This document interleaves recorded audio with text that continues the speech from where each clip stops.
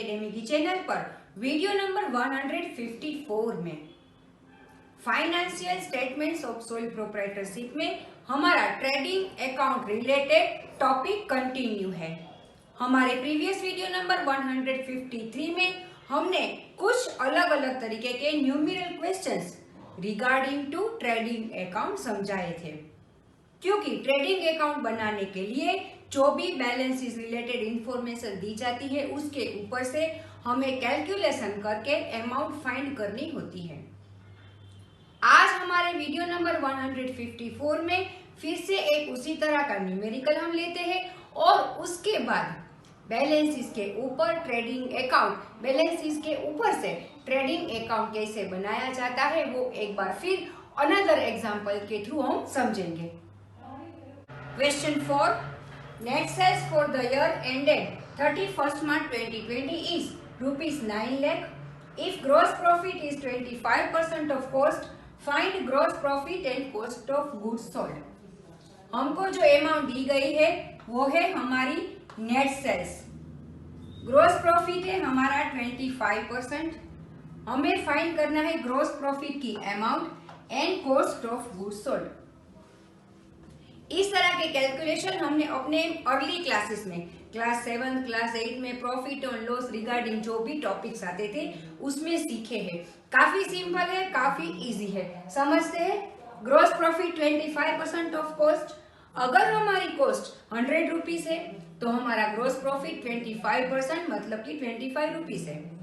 अब जो हम सेलिंग प्राइस तय करते हैं वो होती है हमारी कॉस्ट प्लस प्रॉफिट। तो यहाँ पे सेलिंग प्राइस होती है 125 रुपीज। यहाँ पे हमको सेल प्राइस दी गई है 9 लाख रुपीज।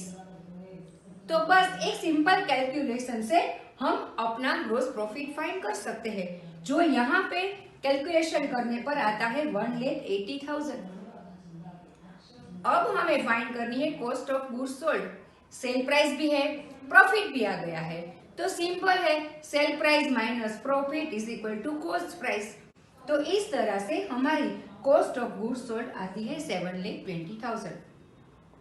इस तरह के सिंपल कैलकुलेशन करके उसके रिगार्डिंग जो भी अमाउंट्स आती है वो हमें ट्रेडिंग अकाउंट में डालनी होती है।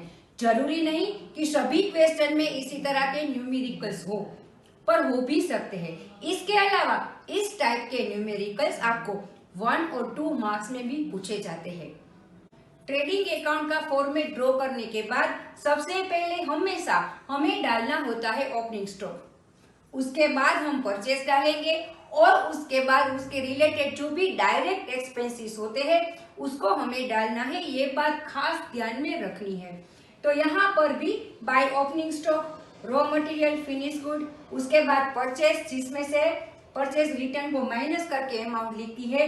अगर ऐसे नहीं करना है तो हमें नीचे वर्किंग नोट में net purchase is equal to purchase minus purchase return, इस तरह का कैलकुलेशन करके यहाँ पे नेट टू नेट परचेज ऐसा करके ये अमाउंट दिखा देनी है।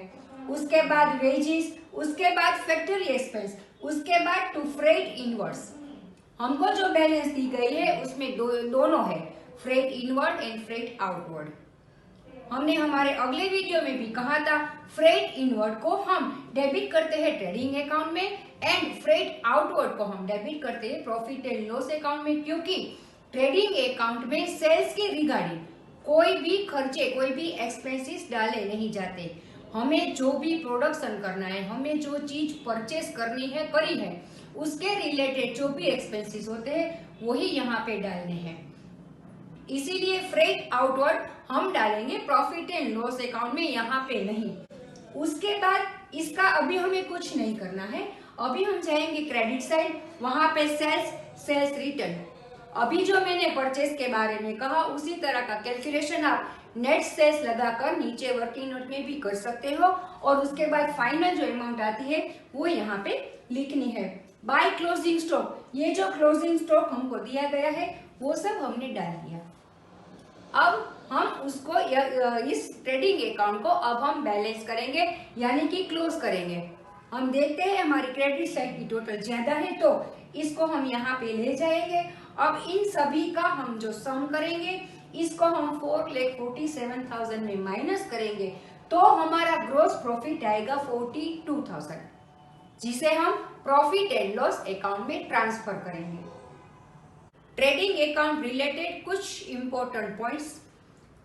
पहला है if adjustment purchase is given.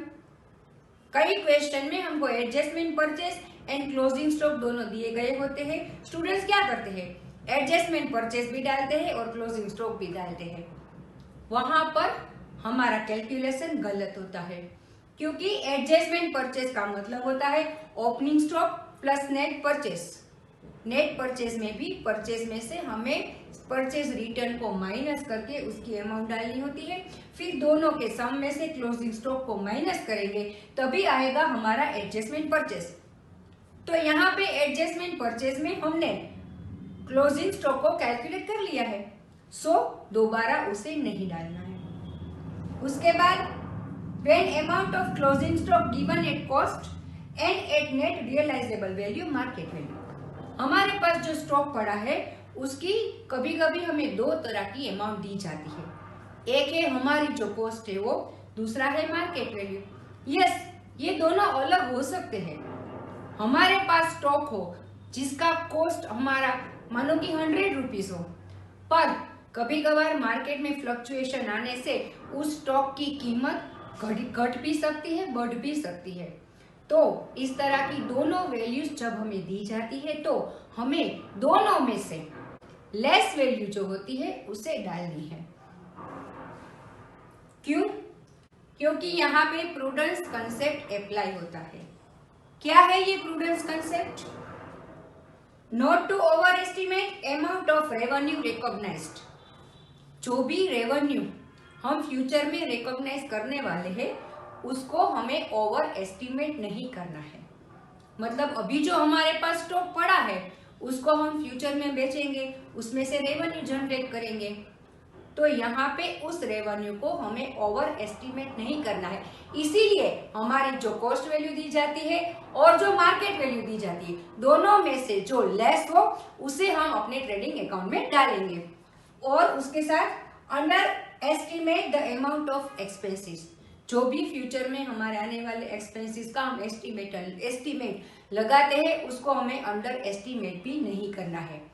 ये होता है प्रूडेंस कंसेप्ट। तो इस तरह के कुछ इंपॉर्टेंट पॉइंट्स जब हम याद रखेंगे, जब हम उसके रिलेटेड एंट्रीज करेंगे, तो फॉर श्योर हमारा ट्रेडिंग अकाउंट का ये क्वेश्चन 100% करेक्ट होगा।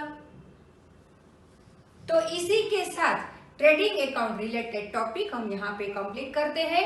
हमारे नेक्स्ट वीडियो नंबर 155 से हम शुरू कर रहे हैं प्रॉफिट एंड लॉस अकाउंट। तब तक stay tune with Shiv academy. Thank you.